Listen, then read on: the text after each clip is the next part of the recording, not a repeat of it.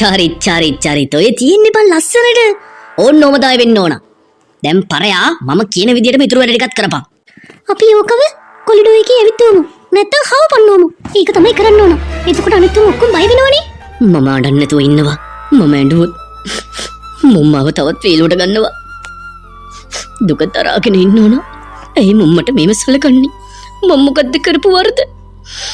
ඉගෙනීම මෙච්චර වරදක් කියලා හිතුණා නම් මම ඉගෙන ගන්නේ නෑනේ. තව උඹට විතරක් නෙමෙයි. උඹලත් එක්ක එන තව සිපයි ඔක්කොන්ට මේ වගේම වැඩ තමයි දෙන්නේ. ඒත් උඹට මේක කරාම වටේ ඉන්න පාරේ ඔක්කොම දැනගන්නවා අපි කවුද කියලා. අනේ අයියේ මව අතරින් මට යන්න දෙන්න. මගේ ඇඳුම් ටික දෙන්න මට ඇඳගන්න. අනේ මේම කරන්න එපා අයියේ. දෙනවා බලන් හිටපන් දෙයි උඹට ඇඳුම්. කට වහපන්. මට ඕන දනුවමක් දෙන්න. මගේ ඇඳුම් ටික මට දීලා. උඹ තව වැඩිය කියවන්න ආවොත් මෑන්දන් ඉන්නේ අටකල්සමත් ගලවලා දානවා. ඕකව එල්ලපන් බාල්කේ. එල්ලපන් ඕකව. ඕකට එල්ලලා ගහන්න ඕන. හරි අපි කරන්න. උඹලට පේනව නේද මූට කරලා තියෙන දේවල්? උඹලා මේක හොඳට මතක තියාගනි. මේ කැම්පස් එකේ රන් කරන්නේ අපි. මේ කැම්පස් එකේ ලොක්කෝ අපි. අපි කියන විදිහට විතරයි උඹලා ඉන්න ඕන. උඹලා ඉගෙන ගන්න ආවත් අපිට ඒක අදාළ නෑ. උඹලට මේ කැම්පස් එකේ ඉන්න ඕනේ නම් අපි කියන විදිහට අපේ පදේට බලන්න නටන්න සිද්ධ වෙයි. මූ දඟලනවා බං. අනේ අතරින්නකෝ. ගහපන් එනං ඕකට. ගහලා එල්ලපන්. ගහන්න එපා. අනේ ගහන්න එපා. අනේ අයියේ. ඔහොම සලකන්න එපා. මට මේක දරා ගන්න අමාරුයි. මගේ ඔළුව කැරකෙන්න වගේ. අනේ අයියා අතරින්නකෝ. ඔළුව කැරකෙන්න වගේද? කැරකෙන්න වගේ වෙන්න තමයි උඹට දෙන්නේ. හරි මගේ. ඕන්නෝම තමයි ඕකට කරන්න ඕන. මූ මොකද මේ ගෑණියෙක් වගේ අඬන්නේ? ඒයි එළියෙන්න පොඩි කොල්ලෝ. තෝපි දැනගනින්. මේ කැම්පස් එකේ අදින් පස්සේ එකෙක් මූට් කියලා වුණොත් කලිසමත් ගලවලා තමයි අරින්නේ. අනේ අයියේ මෙහෙම කරන්න එපා. ළමයි බලාගෙන ඉන්නවා. අනේ මට යන්න දෙන්න. අයියේ මට යන්න දෙන්නකෝ. මම ඕගලන්ට කිසි කරදරයක් කරපු කෙනෙක් නෙමෙයිනේ. මම ඕගලන්ට අඩුම තරමේ කාත් එක්කවත් බැනලවත් නෑ. අනේ අයියේ මට මෙහෙම කරන්නේ. මං ආසම නැති වැඩක් තමයි මූ මේ ගෑණියෙක් වගේ අඬන එක. ගහපන් ඕකට. ඇඬිල්ල නවතින්නම ගහපන්. ගන්න එපා අයියේ. ගන්න එපා. ඊළඟ උඹත් වරෙන්. අනේ මගේ දෙයියනේ. චරියව එල්ලලා ඇඳුම් ඔක්කොම ගලවලා. මොනාද මූඩ බල ඉන්නේ? මේ වරෙන් මගේ ළඟට. අයියේ. තව ළඟට වරෙන්. උඹට මගේ මූණ දිහා බලන්න කවුද අවසර දුන්නේ? මට කියපන්. මගේ මූණ දිහා බලන්න උඹට කවුද අවසර දුන්නේ? අනික මගේ ඇස් දෙක දිහා බලාගෙන ඉන්නේ නිකන් ගෙම්මෙක් වගේ. අනේ නෑ අයියේ. මම අයියගෙන් අහන්න ගියේ අපිට යන්න දෙන්න පුළුවන්ද කියලා.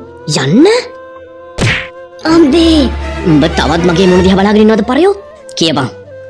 මේ කැම්පස් එකේ ලොක්කෝ කවුද කියලා? වෙන කවුද අයියේ? ඕගොල්ලන් තමයි. ඕගොල්ලන්ට ඕන විදිහට තමයි මේ කැම්පස් එකේ හැම වැඩක්ම සිද්ධ වෙන්න ඕන. අනේ අයියේ. චරිතවත් බස්සලා මටත් යන්න දෙන්න. පව්වේ අහිංසකයා. අනේ මගේ යාළුවන්ටත් මුන් ගහනවා.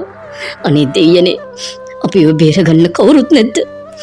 මේක දරා ගන්න අමාරුයි. මගේ පපුවත් එක්ක රිදෙනවා දෙවියනේ.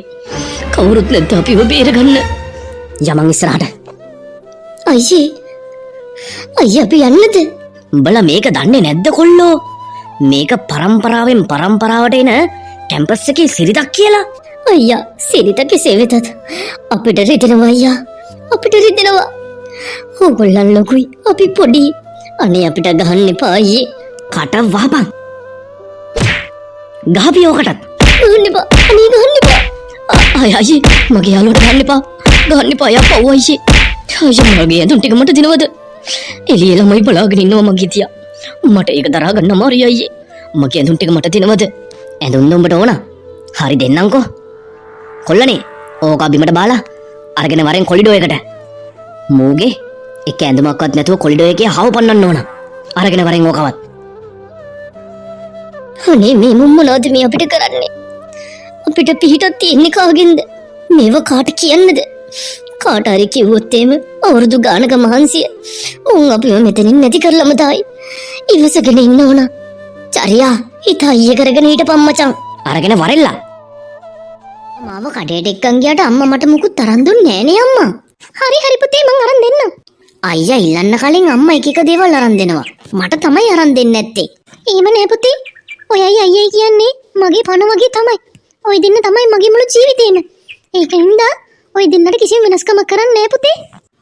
අම්මා යම් බරක් වෙනවා තාත්තා බලාගෙන තියෙනකම්. නංගී උදේම්ම කොහේ ගියේ? ගෙදරට බඩුව ගියක් ගන්න ගියා සීයේ. හානේ මෙන්න පොඩි අඟවත් එක්කගෙනයි ගිහිල්ලා තියෙන්නේ. කොහොමද කොළුව? හොඳයි. උඹත් දවසක පුතේ චරිත් වගේ හොඳට ඉගෙනගෙන ඉස්කෝල විභාග පාස් කරලා කැම්පස් ගිහිල්ලා ඊට පස්සේ හොඳ රස්සාවක් කරලා අම්මවයි තාත්තවයි බලා ගන්න ඕන. ඔව් ඉතින් මමත් එහෙමම තමයි කරන්නේ. මට ඉතින් අයියා තරම්ම බෑ. උත්සාහ කරනවා. අයියා කොයිතරම් හොඳ කොළුවෙක්ද කියන එක මම දන්නවනේ. කාත් එක්කවත් රණ්ඩු සරුවලක් කරලා මම දැකලම නැහැ. ඔව් සීයේ. අපි ගිහින් ඉන්න. මහත්තයා බලාගෙන ඉන්නවා අපි එනකම්. හොඳයි. එහෙනම් දෙයියන්ගේ පිහිටයි කියලා යන්නකෝ. මාත් අයියා වගේ තමයි වෙන්නේ. අනේ හොඳයි පුතේ. ඕගොල්ලන්ගේ තාත්තත් බුද්ධිමත් මිනිස්සෙක්. හොඳට ඉගෙන ගත්තා. ඒක මම දන්නවා. මං ගිහින් එන්න. ආදරණීය පවුලක්. මමත් දන්නවා ඒ අයව. කෝ එන්න පුතේ පරක් වෙනවා යන්න. ආම්මේ අයියා හැමෝන්ගෙම හිත දිනාගෙන නේද ඉන්නේ. මේකනේ පුතේ හොඳට ඉගෙන ගන්නවා කියන්නේ. ආගම දහමට ලැබි වෙනවා. ඒ විතරක් නෙමෙයි හොඳ ගුණධර්ම ඇති වෙනවා. අයියට හොඳට ඉගෙන ගන්න පුළුවන්. අයියා හැම දෙයකටම දක්ෂයි.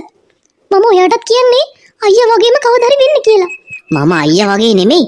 අයියට වඩා තවත් හොඳ වෙනවා. හරි. දැන් ඉතින් පඬිතයා වගේ ඉන්න නැතුව යන්න පරක් වෙනවා. කොහෙද මේ යන්නේ? බඩුව ගියක් ගේන්න ගියා කඩේට. අපේ චුට්ටක් යන්නේ මේ ඒක නෙමෙයි මම ඔයාව හම්බෙන්නමයි කියලා හිටියේ. ඊමකෝ ඒ පුතේ ඔයා ගෙදර යන්න අම්මයි. හරි එහෙනම් මම යනවා. මේ අහන්නකෝ මේ කැම්පස් එකේදී අපේ චරිත ගොඩක් ළමයි කරදර කරනවලු. මට තරංචියක් ආවා තමයි. එහෙම කොහොමද කියන්නකෝ අපේ කොල්ලට උන් කරදර කරන්නේ. කොච්චර අමාරුවෙන් ඉගෙනගෙනද විභාග පාස් කරලා කැම්පස් ගියේ. දැන් කැම්පස් එකේ සිද්ධ වෙන දේවල් ඕන්නේ ඊ පෙරේදත් කොල්ලට හොඳටම ගහලා කොල්ල මට අඬන්න කිව්වේ. මාත් මේ කල්පනා කරේ කොයිලා කරි කැම්පස් එකට ගිහිල්ලා පැමිණිලි කරන්න. කොහෙද? කොල්ල එහෙම කැමතිත් නෑනේ. මමත් ඕක කිව්වා මට කිව්ව එපා කියලා. දැන් නිවාඩුවට එනවා කියලා කිව්වේ. ඕන්න අවුරුදු 20ක් තියෙනවා කිව්වා හෙට. ඊට පහුවදා එනවා කිව්වා. නේ එහෙමද? මම කෝල් කරාම ආන්සර් කරෙත් නෑ. මම දැන් ගිහිල්ලා කෝල් එකක් ගන්නම්කෝ. හරි. මම තවස් වෙලා ඉන්නම්කෝ ගෙවල් පැත්තේ. හරි එහෙනම් මම යනවා. අහිංසක කමෙන් ප්‍රයෝජන ගන්න කාලකන්ණි හැත්ත. හින ගහන්න ඕන ඔය කරන වැඩවලට. අහිංසක ළමයි ඉගෙන ගන්න කැම්පස් යන්නේ. මුම් මෙතන මේ දර්ශන දාන්න එනවා.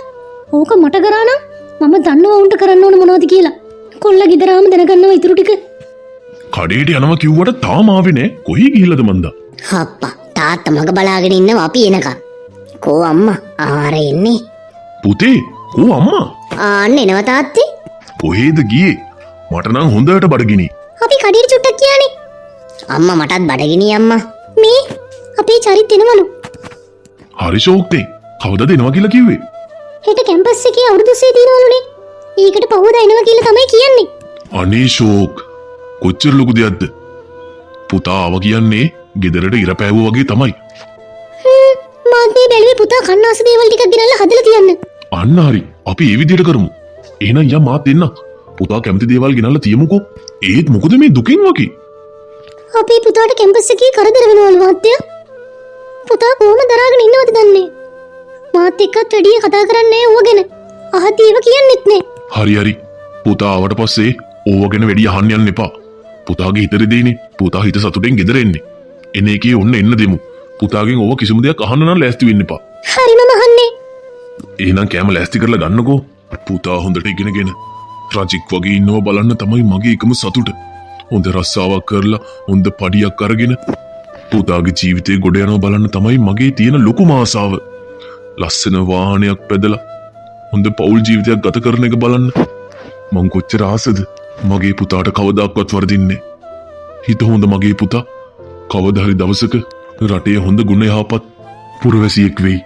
උඩ ඉන්න දෙවියෝ උඹව බලා ගනී මගේ පුතේ. මොකද්ද මේ සද්දය කියන්නේ? කවුරු හරි කේක ගහ ගන්නව මට ඇහුණා ඉස්සෙල්ලා.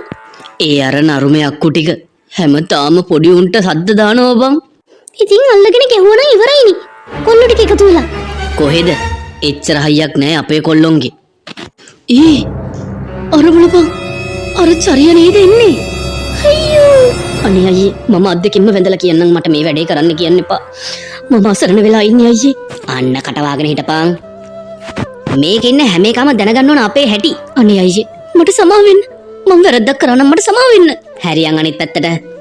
ඵලයන් ඉස්සරහට පැන. අනේ කට්ටිය බලාගෙන ඉන්නවා. අනේ කට්ටිය බලන් ඉන්නවා අයියේ. අයියෝ චරියා. පැනපන් හාව පයින්නවා වගේ. ආන්න එහෙම පැනපන්. ඔය පයින්නේ බබා වගේ. දැන් ඔහම නැවතියන්. මේකේ ඉන්න හැම එකම දැනගන්න ඕන මේකේ ලොක්කෝ කවුද කියන එක. මේ ඉන්න ගල් මූසලයා ඊයේ කොට කලිසමක් ගහලා කාමරයකට මාරු වෙලා. මූ කාගෙන් අහලාද එහෙම මාරු වෙන්න? වැරද්දට දඬුවම මේ ඉන්න මේකයි. කොට කලිසම් ගහලා එහෙම මුන් කාමරයකට යන්න මූ කාගේ අවසරයක් කරගෙනද? උඹලටත් මේ වගේ රැග් එකක් ඕනද? අනේ එපා අයියේ. අනේ එපා අපිට ඔහොම කරන්න එපා. අපි අහිංසක ළමයි. අහිංසක තමයි බං අඟුලිමාල උනේ. ඒයි පැනපන් බල්ලා. අයියා දැන් ඇති නේද? අනේ මං ඇඳුම් ඇඳගෙන මං යන්නද? උඹ මේ කොලිඩෝ එක දිගේම හාව පැන ඵලයන්. ඊට පස්සේ යන්න දෙන්නම්. ඕයි ඉන්න ඔක්කොම උන් බය වෙලා ඉන්නේ ආ සුපිරියට. ඕන්න ඔය බය තියාගන්න තමයි ඕන අපිටත්. අනේ අයියා එහෙම කරන්න එපා. පැනපන් නැත්තම් කලිසමත් ගලවලා දාන්න උඹගේ. හරි අයියා. හරි ඔහොම පැන ඵලයන්. ඉස්සරහටම ඵලයන්. මුන් කරන අපරාධයක්. ඒ කොල්ල කොහොම දරා ගනීද ඕවා? හරි ඔහොම නැවතියන්. අපි කවුද? ඕගොල්ලන් තමයි මේ කැම්පස් එකේ ලොක්කෝ. ඕගොල්ලන් තමයි ලොක්කෝ. ඕගොල්ලන් කියන දේ තමයි අපි කරන්න ඕන. හරි එහෙනම්. අත් දෙක උස්සගෙන ගිහිල්ලා මගේ ඇඳුම් ටික අරින්. ඇඳගෙන ඵලයන් මගේ දැහැට නොපෙනි. අත් දෙක උස්සලා. දැන් උඹලා දැක්කන උන දේ. තවත් මොනවද මෙතන මැජික් වගේ බලාගෙන ඉන්නේ? කන පලා ගන්න කලින් බල ඔක්කොම දුවපළ මෙතනින්. ඕයි නියම වැඩේ යා. අරුන් පණ කඩාගෙන ජීවෙනවා. ඕයි කොහොමද අරුන්ට දුන්න ආතල් එක? අරු හොඳටම බයිට් උනා. බලපංකො ඔක්කොම බලාගෙන හිටියේ. ඕකට නම් පට්ට ලැජ්ජාව. මේ යමන් අපිට ලෙච් එකක් තියෙනව නේද? ඕ යමන් පරක්කු වෙලා තියෙන්නේ.